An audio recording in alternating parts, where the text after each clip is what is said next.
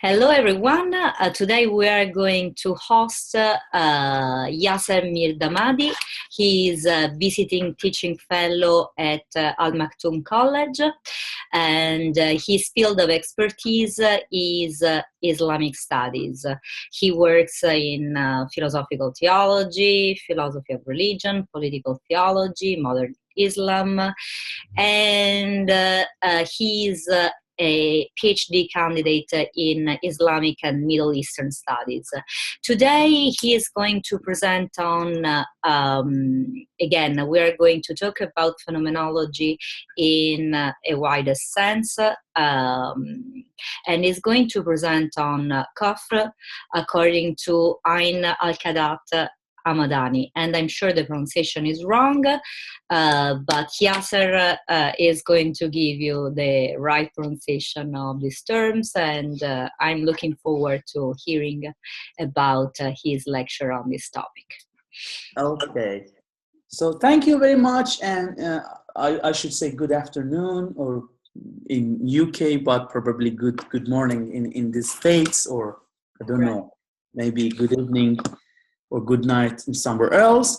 The topic I'm going to present now is about Kufr, according to Ayn al Quazat Hamadani.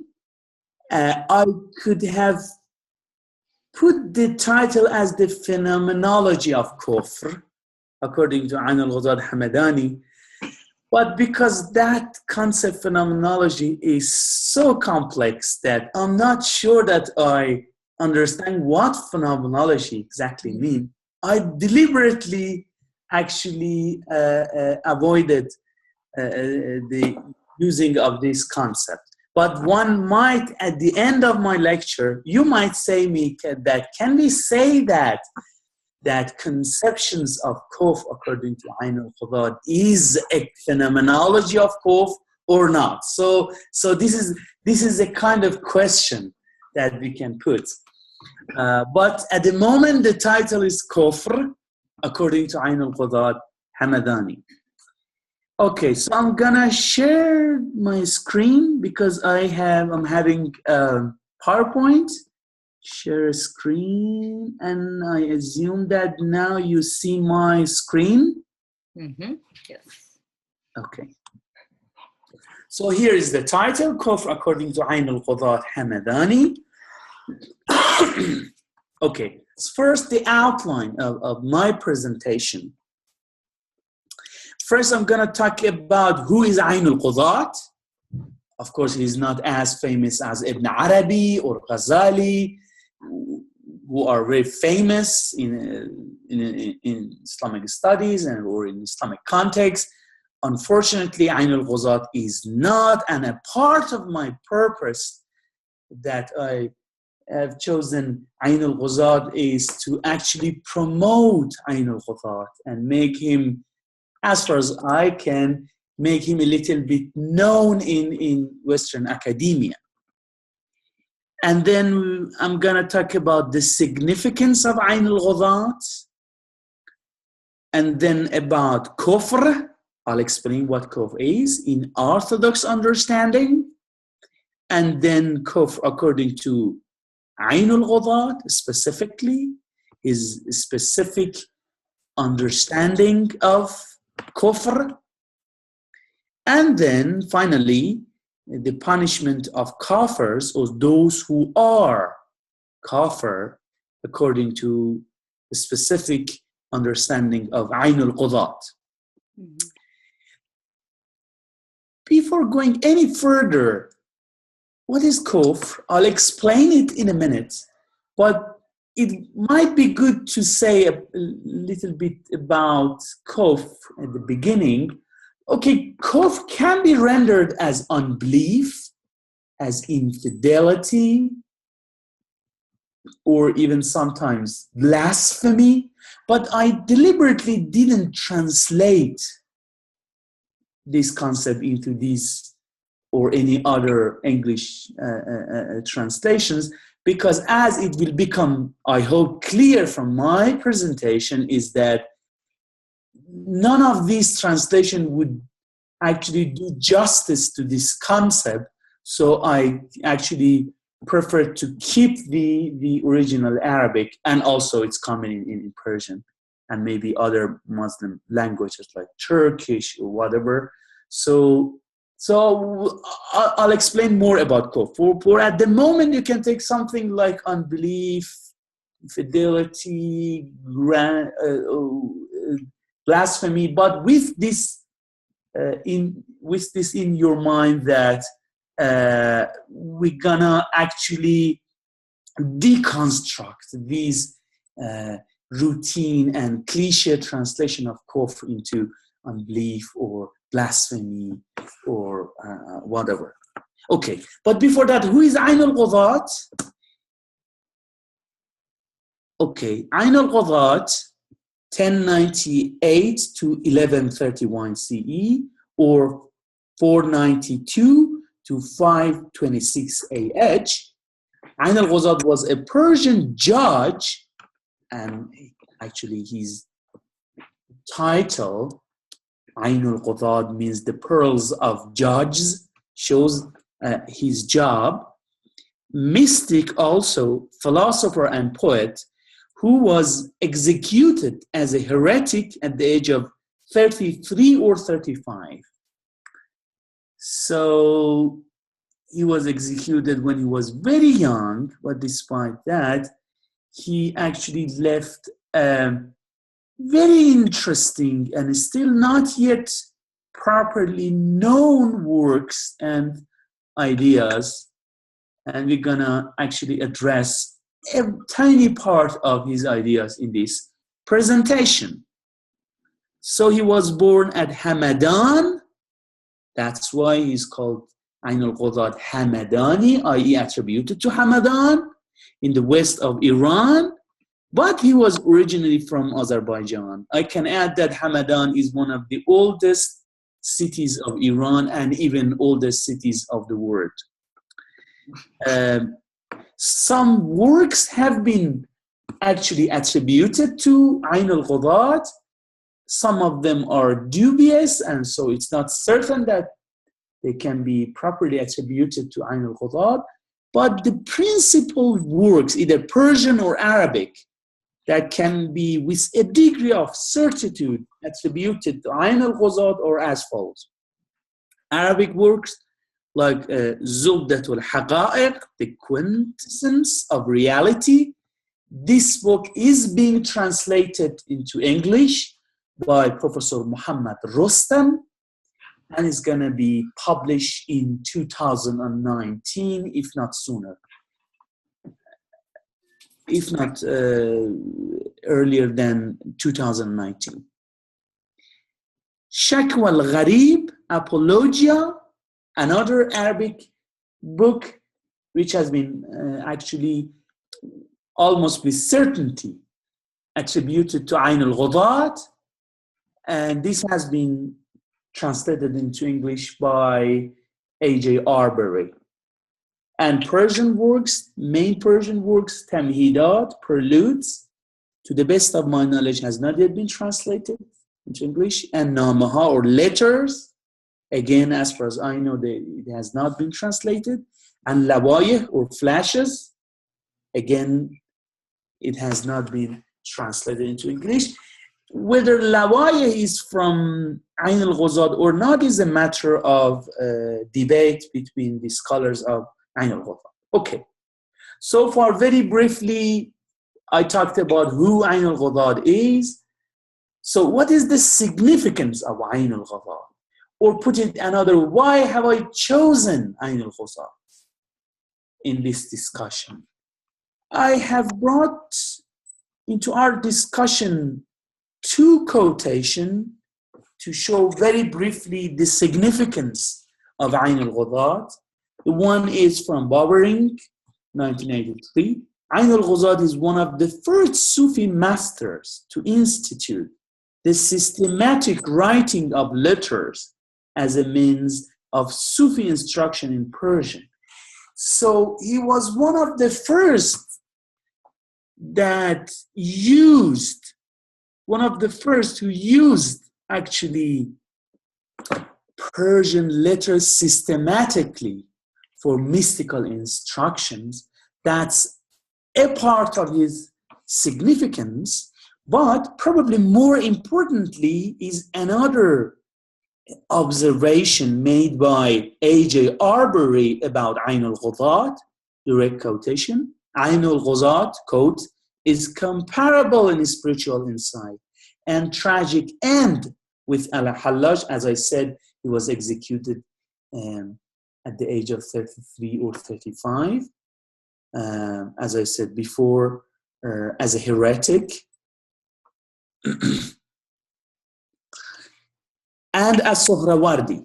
On the ground of this happy combination of mystical penetration and rational thinking, one can rightly regard him as a precursor of the long Iranian tradition of Hikmat philosophy, to be inaugurated soon after his death by Sohrawardi and Ibn Arabi. So Ayn al Quazat is one of the pioneers of mystical philosophy, a kind of mysticism which is happy with philosophical and rational thinking. Actually the best presentation of this kind of mystical philosophy is later on Sohrawardi and Ibn Arabi, but Ayn al Quazat is one of the pioneers of this kind of hikmat philosophy or mystical philosophy. So he's important in Persian usage of mystical instruction. He is important in actually launching or pioneering of a kind of mystical philosophy. So now, after, I hope, showing the significance of Ayn al Quazat, and after talking a little bit about his biography, including his tragic end, now we're gonna talk about kufr according to Ayn al Quazat. But before that, we need to have at least general sense of what kufr is, or how kufr is being understood in the quote-unquote orthodox understanding. It's important because Ayn al Quazat's theory of kufr is suggested against this orthodox background. So in order to have a good grasp of Ayn al Quazat's theory of kufr, we need to have a at least general understanding of kufr according to quote-unquote orthodox understanding, against which Ayn al Quazat suggested his specific theory of kufr. I'm saying quote-unquote orthodox specifically because I've put orthodox between inverted commas, because I think since there is no church among Muslims, therefore the concept of orthodoxy might not be properly used in Islamic context. Mosques among Muslims do not actually cannot be used and has not been used as a kind of church. Of course, people go to mosque to worship God, but it's very different from church in at least Catholic Christianity, if not Christianity in all denominations. So mosque is not a kind of intermediary between God and human, unlike probably church in at least Catholic Christianity, as far as I know. So it doesn't mean that there has not been some efforts to establish a kind of orthodoxy in Islam. There has always been an effort to do that, but with the exception of few years that in the Abbasid period, the idea of the khalqul Quran, or the createdness of the Quran, became the official orthodoxy.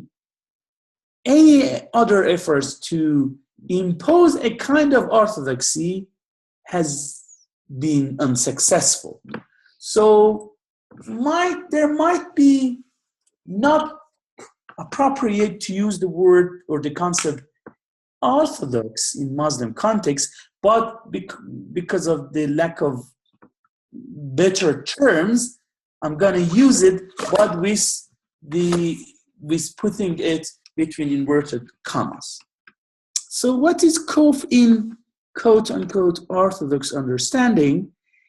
The quote-unquote orthodox understanding is jurisprudential or legal conception of kufr. So by quote-unquote orthodox understanding of kufr, then I mean legal or jurisprudential conception of kufr. So let's talk a little bit about this legal or jurisprudential conception of kufr before getting to a very special understanding of kufr by Ayn al Quazat. Okay. Kufr in legal or jurisprudential understanding is usually divided into two kinds of kufr: principal kufr and apostasy kufr. So principal kufr or kufr al-asli denotes the one who is not Muslim. So those who are not Muslims are called kafir asli, or the principal infidel, you may say. In this context, kafir can be rendered as infidel. And the second kind of kufr is apostasy kufr, or kufr irtidadi in Arabic, the one who used to be Muslim and then, of course, abandoned Islam. That is called kufr irtidadi. So these are two main kinds of kufr. But each of these two means are further divided into sub-branches. So let's talk a little bit about sub-branches of each of these two kinds of kufr in legal context. So principal kufr is divided into combatant infidel, kafir harbi, the one who is kafir, the one who is not Muslim, but he or she is not living under Muslim land or under Muslim governance. This kind of kafir or infidel is called combatant infidel. And the title is very obvious to denote the content of this kind, because they are not living under Muslim governance. It means, from this legal conception, that they are gonna get engaged at war against Muslims. That's why they are called kafir harbi. Those kind of infidels that are actually or potentially at war with Muslims. The second kind of kufr or kafir in this legal context is called protected infidel, or kafir dhimmi in Arabic. Okay, which means those kafirs, those infidels who are living under the Islamic governance or in Muslim lands. So these are two kinds of principal kufr or al-kufr al-asli. What about the sub-branches of kufr al-irtidadi or apostasy, infidelity? This also is divided into two kinds. The first kind is murtad fitri, a person who was born to Muslim parents, but later on, after puberty, he or she rejects Islam. Such a person is called an inborn apostate, murtad fitri. And the second kind of apostasy kufr or apostasy infidelity is a murtad milli, a person who is converted to Islam but later on rejected the religion. Such a person is called murtad milli or religious apostate. So we have either inborn apostate or religious apostate. Murtad fitri, he or she was born as a Muslim and later on he or she rejected Islam. And murtad milli, he or she was born as a non-Muslim and later on accepted Islam and then rejected it. So this is called murtad milli. So these are different kinds of kufr in legal conception.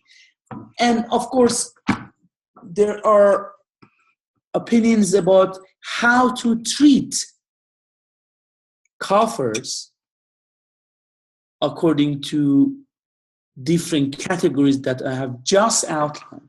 For example, kafir harbi should be fought. Muslims, according to some fuqaha, should go to war against kafir harbi. They should either accept Islam or they should be ready to act as a kind of protected kafir dhimmi. And what about the kafir irtidadi or apostate kafir? Okay, there is a difference between Sunni and Shi'i jurisprudence. But usually, both murtad milli and murtad fitri, they should be pushed to repent and they should push to go back to Islam. And if they go back to Islam, then they might not be punished. But in Shi'i jurisprudence, you know that Islam usually, in terms of denomination, is divided into Sunni and Shi'i. But in Shi'i jurisprudence, which in this case is more strict, they say murtad fitri, the person who was born as a Muslim and then rejected Islam, even if he or she repents, he or she must be killed from Shi'i jurisprudence. But from Sunni jurisprudence, murtad milli, if he or she repents, he or she would be actually pardoned and he or she would not be killed. I'm saying he or she, but more precisely he. The female apostate would not be killed. So the male apostate would be killed if he does not repent, if he's murtad milli, murtad fitri, inborn infidel from Sunni perspective, but from Shi'i legal perspective, a male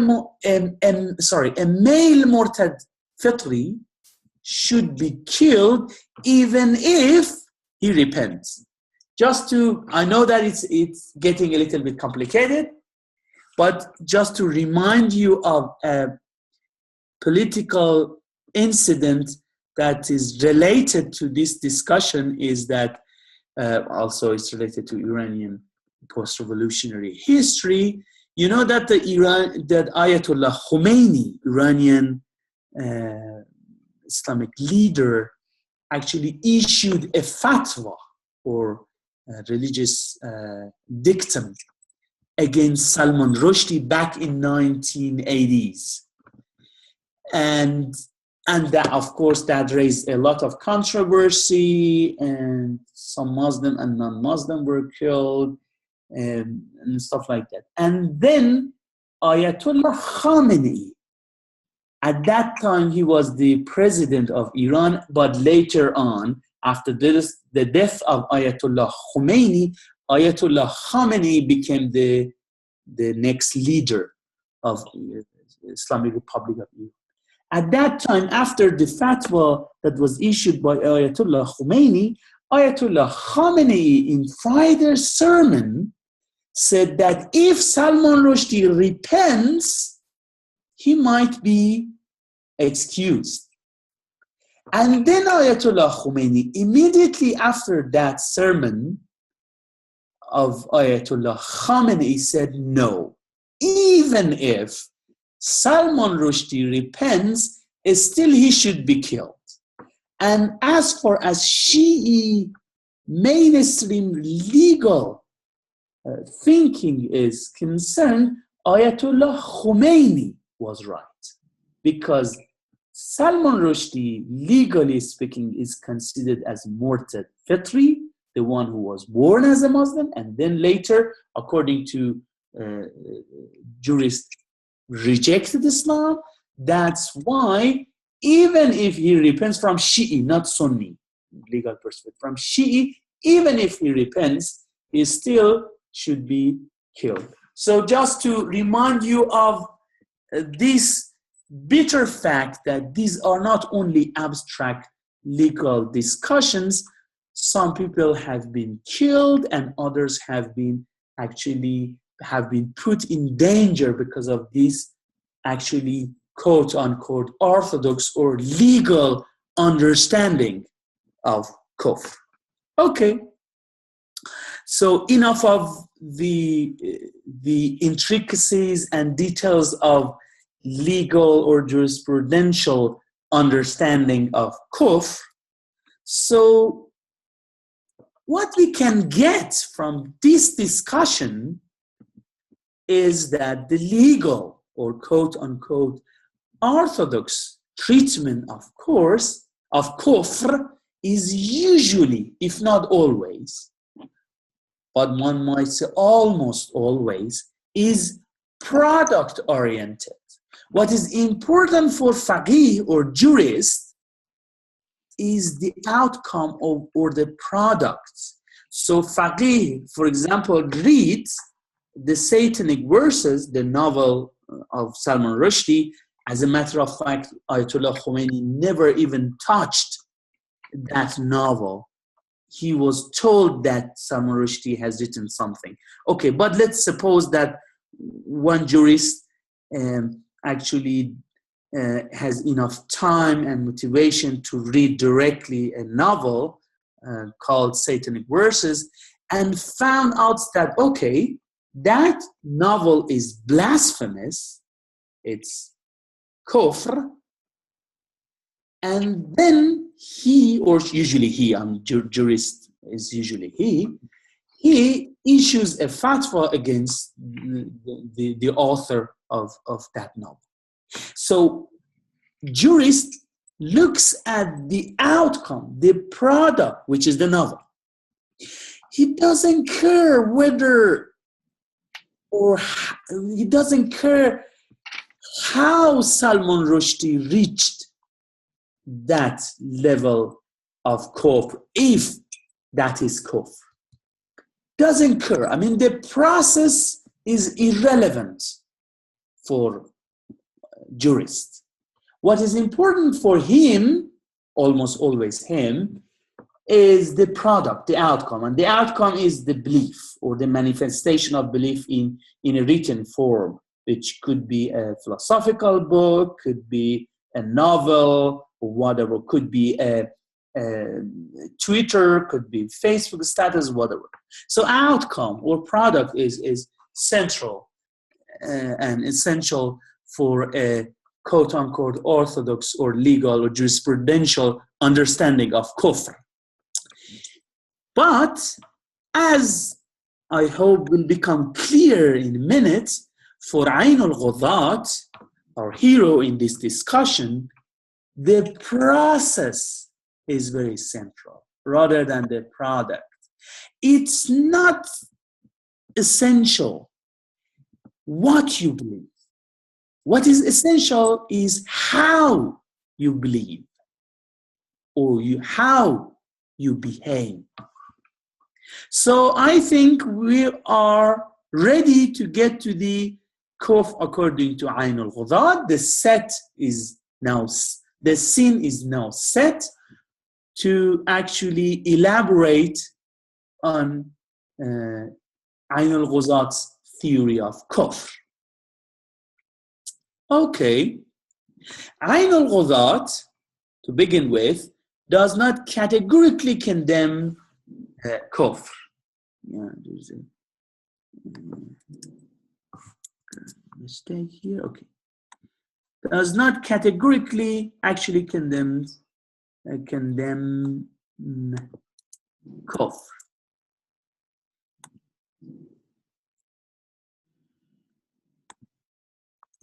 Yeah. Rather, he makes a distinction, and that's very crucial, and we'll actually dwell on that. Make a distinction between different kinds of kufr, some of which he considers to be desirable, and of course, some of which he considers to be unacceptable. So let's get to the different kinds of kufr according to Ayn al Quazat. But before that, we can summarize his position as follows. His conception of kufr is what I call it process-oriented rather than product or outcome-oriented, as we cite in legal or jurisprudential understanding. So, as far as I have looked and as far as I have found, Ayn al Quazat divides kufr into 4 types, 2 of which is unacceptable, but the other 2 are not only acceptable, but desirable and advisable. So let's get to these 4 types of kufr. The first kind of kufr, according to Ayn al Quazat Hamadani, is kufr as a sign of ungratefulness. If you are ungrateful, then you are kafir in the negative sense of the term. Direct quotation, the inner gratitude is to recognize God as the beneficent mun'im in Arabic or Persian both. So Namaha Letters, Volume 1, page 261. So kufr in the sense of ungratefulness is totally unacceptable according to Ayn al Quazat. The second meaning of the kufr is kufr as the truth-seeking doubt. Again, another direct quotation. People of doubt are to be held dear. They should be respected. Doubt, by the way, these are my translation from original Persian. I hope they make sense. I'm not sure that they are accurate, but at least I hope that they make sense. Doubt is the first step in the spiritual journey, or suluk in Persian and Arabic. So Ayn al Quazat is deeply happy with doubt. And of course, truth-seeking doubt, he means by doubt. And of course, this is very far from the quote-unquote orthodox understanding, according to which doubt is the enemy of faith, while according to Ayn al Quazat, doubt is a necessary step, is the friend of faith. Without doubt, what you get is not faith, but bigotry, according to him. So truth-seeking, or in Arabic and Persian, in the mystical context, it's called talab, truth-seeking, is very essential for Ayn al Quazat. And talab, or truth-seeking, according to Ayn al Quazat, is at odds with habituation. This is the English equivalence that I have suggested for Persian adat parasti, literally means the worship of habits. If you get used to something and you stick to it, that is called habituation, or the worship of habit. And Ayn al Quazat says that kind of the worship of habit or habituation is against truth-seeking. If you are a truth seeker, you do not get used to something and you do not stick to it. Rather, you are ready to get beyond it. So the sign of truth-seeking, the sign of talab, is to be ready to get beyond the state you find yourself in. But if you stick to it, if you attach yourself to it, and if you are not ready to bypass it, you are in the darkness of habituation, and you are not truth seeker. Hope it makes sense. So let me actually bring in another direct quotation. Again, my personal translation. Stay away from habituation, as habituation is idolatry. So this is a very strong judgment. This is from Tamhidat, Preludes. So if you stay in the realm of habituation, you are not a real worship of God, because you worship the habit. And the one who worships the habit does not worship God. So worshiping God means to keep going beyond any state you find yourself in. So as you can see, it's completely a process-oriented understanding rather than the product understanding. It doesn't matter where you are. What matters is that wherever you are, you should not confine yourself. You should not make yourself slave or make yourself be in the prison of that state. You should be ready to keep seeking the truth, and you should be ready to go beyond that state or that position. Again, habituation question. Where is habituation specifically in religious context? Where does habituation or the worship of habit happen in religious context? Here, Ayn al Quazat has a very bold answer. And the answer is Sharia. Sharia, or jurisprudence, or legal context, or religiosity, you may translate Sharia. Sharia is the place in which habituation or the worship of habit usually occurs. When you get used to pray 5 times a day, when you get used to to fast during Ramadan, and it becomes a kind of habit, devoid of any spiritual meaning, then that is habituation.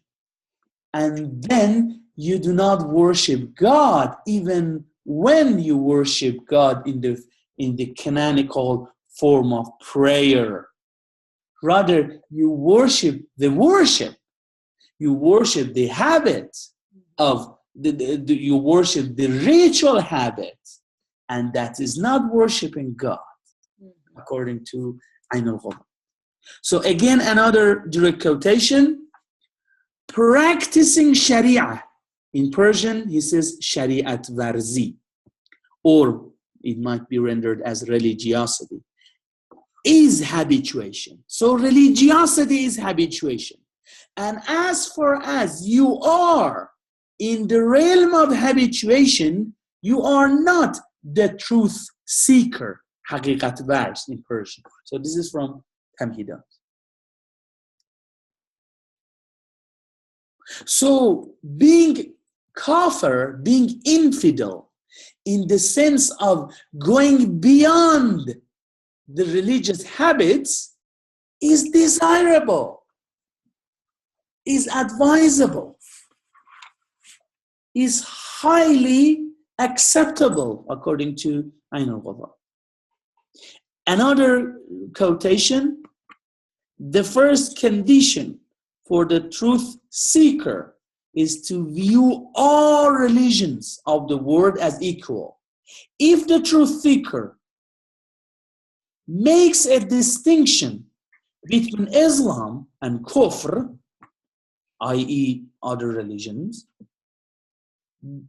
this distinction would hinder his or her chance of attaining the truth. So this is from Namaha, the letters. The letters are a combination of more than 120 letters that Ayn al Quazat wrote to his disciples in different occasions, and they have been collected and edited by Afib Usayran and Ali Naqi Munzabi. And since at least some of them are private letters, they are very bold and full of insights and spiritual penetrations. So, in a sense, if I may use anachronistically or otherwise this modern concept, in a sense, Ayn al Quazat is saying that in order to be truth seeker, you should be pluralist. You should be religious pluralist. You should view all world religions, Islam, Christianity, Judaism, Buddhism, Hinduism, Zoroastrianism, whatever, as equal. Otherwise, that would hinder your chance of attaining the truth. Because the truth goes beyond all religions, but encompasses all religions at the same time. So, kufr, actually, in this sense, in this sense, in what sense? In the sense of truth-seeking doubt, is needed, is essential for a spiritual wayfarer, salik in Arabic and Persian. Again, another direct quotation: there are many kinds of kufr, as there are many kinds of steps before the spiritual wayfarer. Kufr and Iman, Iman means faith, is necessary for the spiritual wayfarer in each and every step. So in each and every step of spiritual journey or suluk, salik, or the spiritual wayfarer, needs both faith and kufr. Okay. So far I have covered two meanings of the kufr from Ayn al Quazat's perspective. The first one was kufr as ungratefulness, which was totally unacceptable. One should be thankful, one should be grateful towards especially the God as the beneficent, mun'im.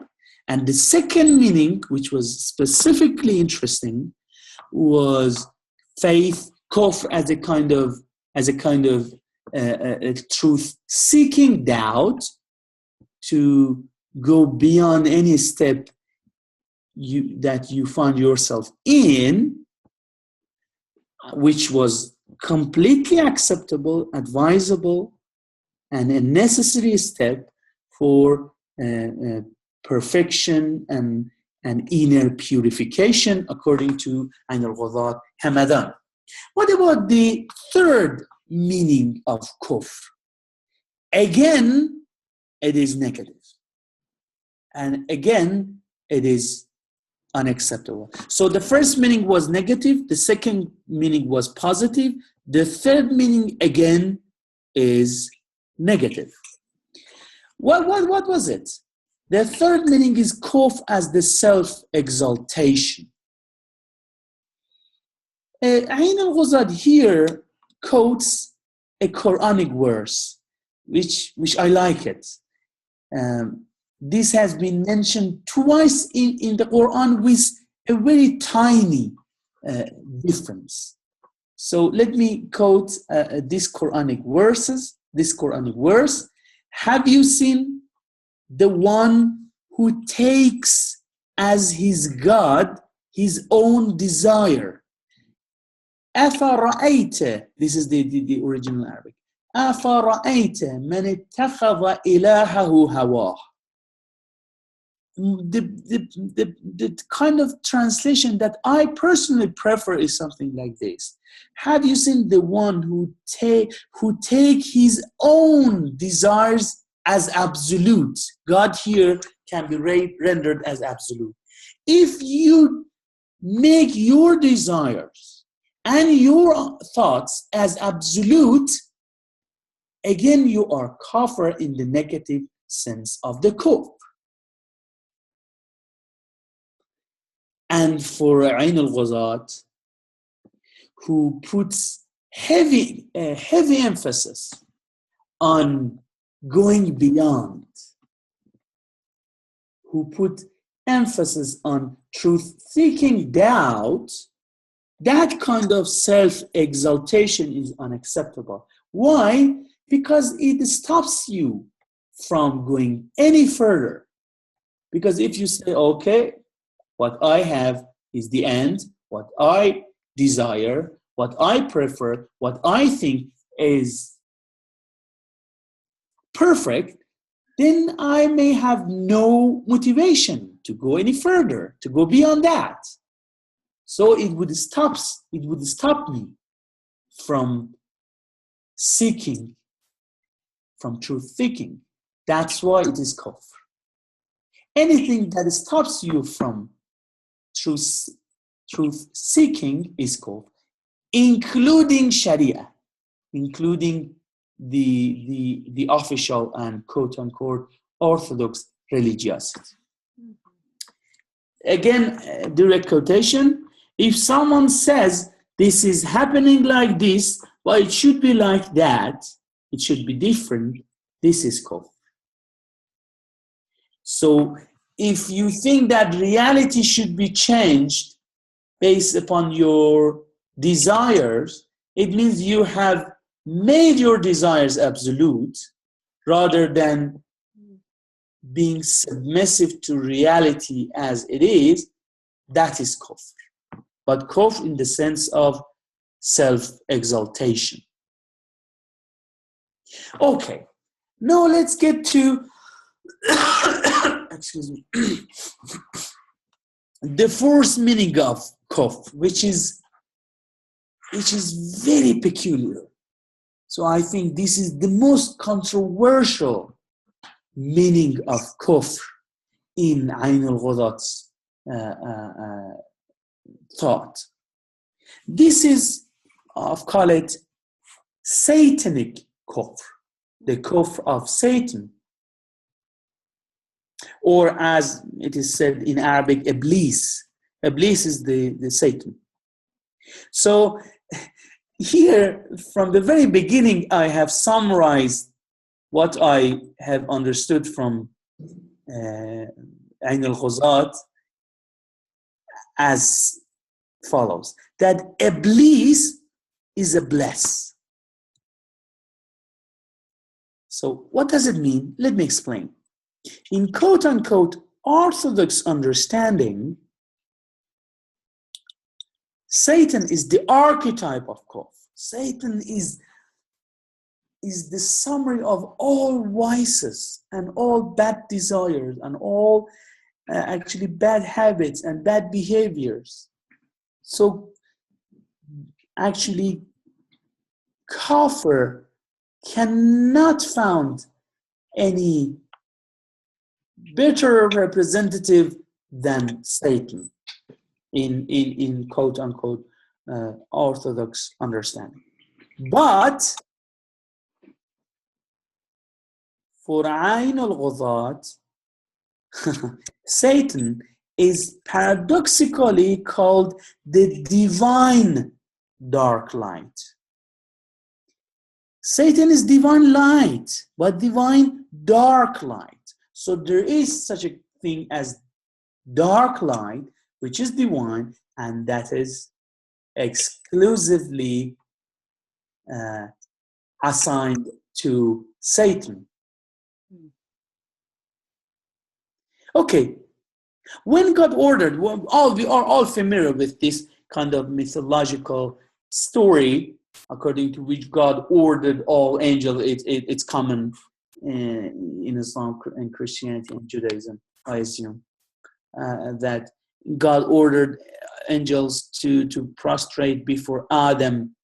The first human, the first actually kind, or the first person of human being. And of course, all angels followed God's order and prostrated before Adam except Satan. And then Satan actually was banished and was exiled from heaven, and he actually asked God to give him or her, I don't know, permission to actually misguide people till the end of world. And God gave Satan this permission. So this is a typical understanding of Satan. Again, quote unquote, this is Orthodox understanding of Satan. But again, Ayn al Quazat is completely against this cliche or typical understanding of Satan's story. And he says that God wanted to test the angels' monotheism, and all angels, when they prostrated before Adam, all failed, because no one is allowed to prostrate before anyone except before God, and only Iblis or Satan actually passed this test. And that's why God singled out Iblis or Satan and assigned Iblis or Satan a very special mission. And that mission is actually misguidance, to misguide people on behalf of God, actually. So Satan is dark, but this is a divine dark, and this is divine dark light. So because of pure monotheism of Satan, Satan was eligible to take that very special mission of misguiding people on behalf of God, by the way. So this is, in a nutshell, actually very idiosyncratic understanding of Satan in Ayn al Quazat. I do not have time. Ayn al Quazat is not alone in his theory of Satan. There are some other mystics in Muslim contexts who share this kind of peculiar understanding of Satan. So let me actually add some quotations to this understanding of Satan in Ayn al Quazat's perspective. So Ayn al Quazat actually gives a very special status to Iblis, which is only comparable, with Muhammad, the Prophet of Islam. Direct quotation: there is a state, maqam, in love, in which separation, hijr, separation from God here means, is better than union, wasl, and Iblis is in that state. So of course Satan is separated from God, but not because God hates him, but not because Satan is not loved by God, or Satan does not love God. No. Quite on the contrary, Satan was separated from God because he was so loved by God, because Satan so loved God that God gave him a very specific, special duty. And that duty requires Satan to be separated from God. But still, this is the very highest level of love. So this is again from Namaha, the Letters, volume 2, page 415 to 17. Again, another quotation from Tamhidat, Preludes: Muhammad without Iblis is not complete. So why, for Ayn al Quazat, Iblis, Muhammad without Iblis is not complete? Well, I do not have time, but very briefly, if I mention the reason, it is because for Ayn al Quazat, Muhammad is the manifestation of God's beauty, while Iblis is the manifestation of God's majesty or Jalal. And beauty, God's beauty means Jamal. So each of Muhammad and Iblis manifest different attributions of God. God has different attributions, and Muhammad represents and manifests one attribute of God, which is Jamal, or God's beauty, and Satan represents or manifests another attribution of God, which is God's majesty or Jalal. Okay, almost done, but the last point to be made is this. Okay, as I said, Kufr has at least 4 meanings in Ayn al Quazat's perspective, 2 of which is unacceptable. The other 2 meanings are not only acceptable, but advisable, highly desirable, stuff like that. Okay, but the question is this now. What will happen to kafirs or infidels in the negative sense of the term? I.e., what will happen to those who are ungrateful, unthankful, and those who actually who are exalting themselves? who are actually inflicted by self-exaltation. What will happen to them? Of course, to those who are kafir in the sense of truth seeker, and to Satan as a actually pure monotheist, of course, good things will happen to them because they are kafir in the positive sense of the term. But what about those who are kafir or infidel in this negative sense of the term? What will happen to them? That's the question. Again, I do not have enough time to explain the theory of heaven and hell according to Ayn al Quazat, which again is very quote unquote unorthodox or quote unquote heterodox. But a brief actually mention is in order. Let me begin with a direct quotation again from Tamhidat, Preludes. Okay.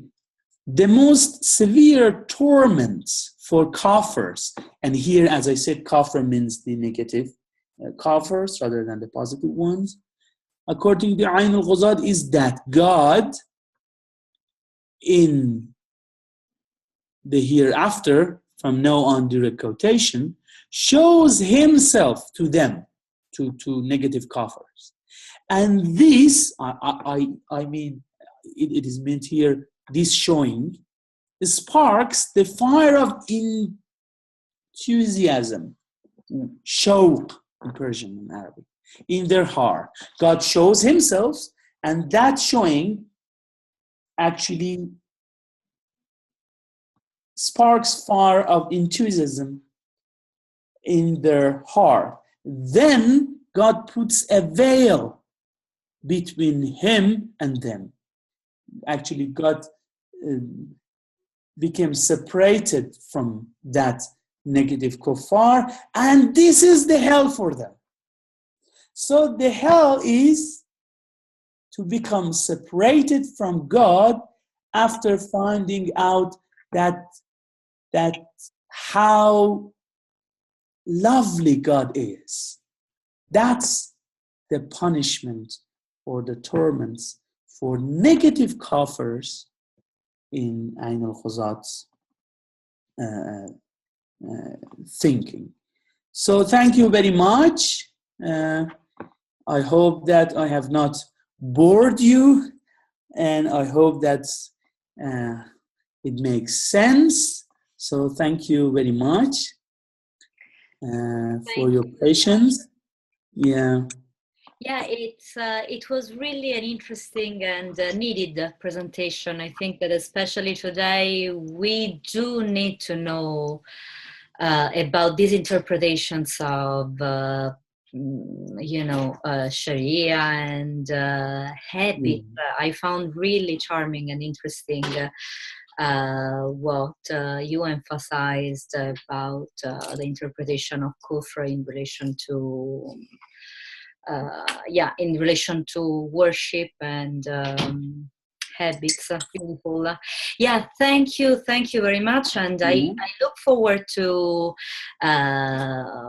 hearing the Q&A session next week, and we'll see how to unfold all the intricacy of your presentation, which was very rich, passionate, and clear. So thank you very much. Thank you for inviting me. But can I ask you, because you are a phenomenologist, can Ayn al Quazat understanding of kufr can be called phenomenology of kufr?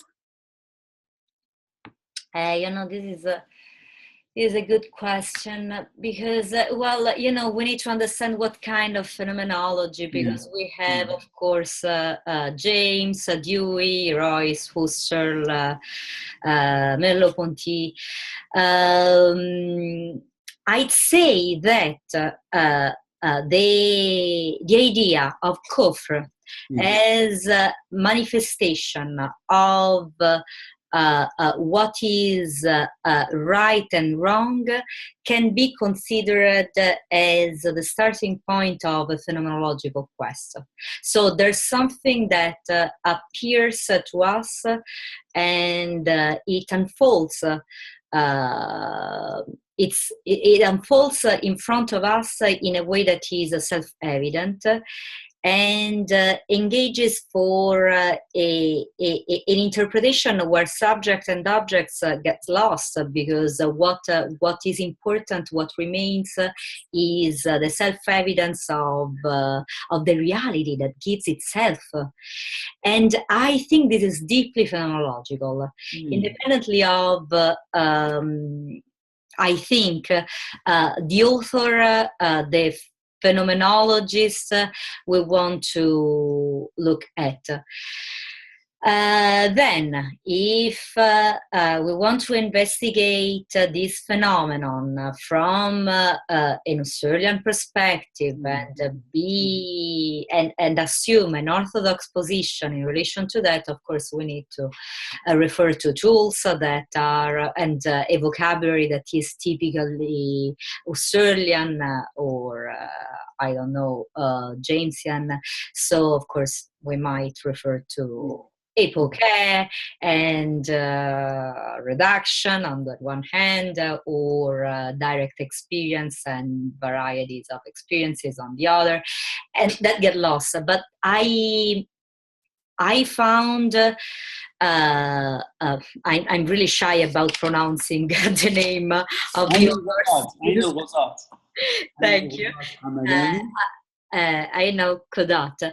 Exactly. All right. I found his approach truly phenomenological, because we arrived at a definition of Kufr, or a description, better, a description of Kufr that, as far as I understood, changes completely, transforms completely what our assumptions were at the beginning, which is exactly the goal of a phenomenological research.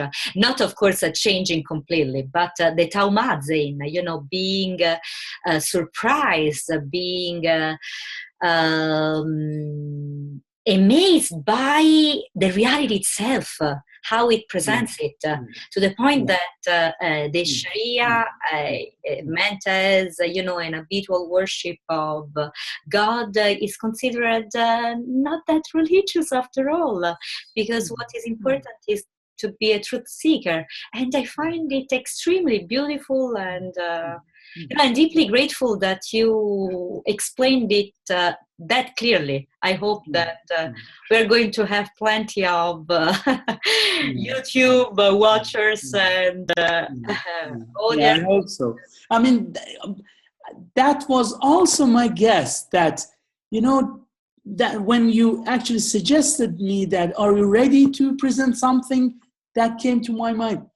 What can I present to be related to phenomenology of religion? And I was not sure, but I totally agree with you that Kufr, specifically the emphasis that Ayn al Quazat puts on Kufr as a kind of truth seeking, is very phenomenological. Oh, yeah. That you have to be ready to go beyond.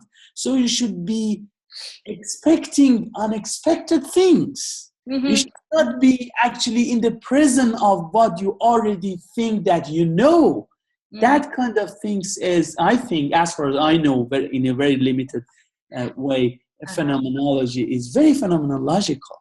Yeah, and the presupposition-less of phenomenology, because exactly the fact that it's a truth seeker, the goal.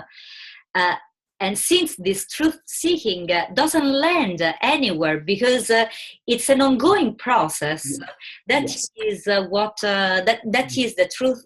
The true presupposition of phenomenology. I mean, in The Crisis, Husserl says clearly that the phenomenological science has to be presuppositionless. Otherwise, it's not a science.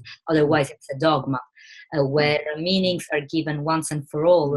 This is not what we are looking for. We want the renewal of meanings, the cyclical renewal of meanings. So, Yeah. And that's why Ayn al Quazat is against Sharia. Because Sharia is full of framework, full of presupposition. Everything is already determined and decided, and you have to follow it accordingly. So this is against the truth seeking, which is the heart of faith, and of course kufr. So kufr and faith is so deeply and closely related that without kufr there is no Iman, as without Satan there is no Muhammad. So so that's also the good way, as you said, that the more you have presuppositions, the less you are ready to reconsider your presuppositions, the less you are phenomenological. And from Ayn al Qazat's perspective, the less you are truth seeker and the less you are faithful. Yeah. Really, thank you very much. And Pleasure. I'm really curious to see what will unfold for our Q&A session. So meanwhile, I say goodbye for now, but I look forward to our debate next week. And if anybody who is watching the video has questions, please ask me. You can write me to my email, susi.ferrarello@gmail.com, or just leave a comment on YouTube and I will reply to you. So meanwhile, thank you very much. Thank you, Susie. Thank you.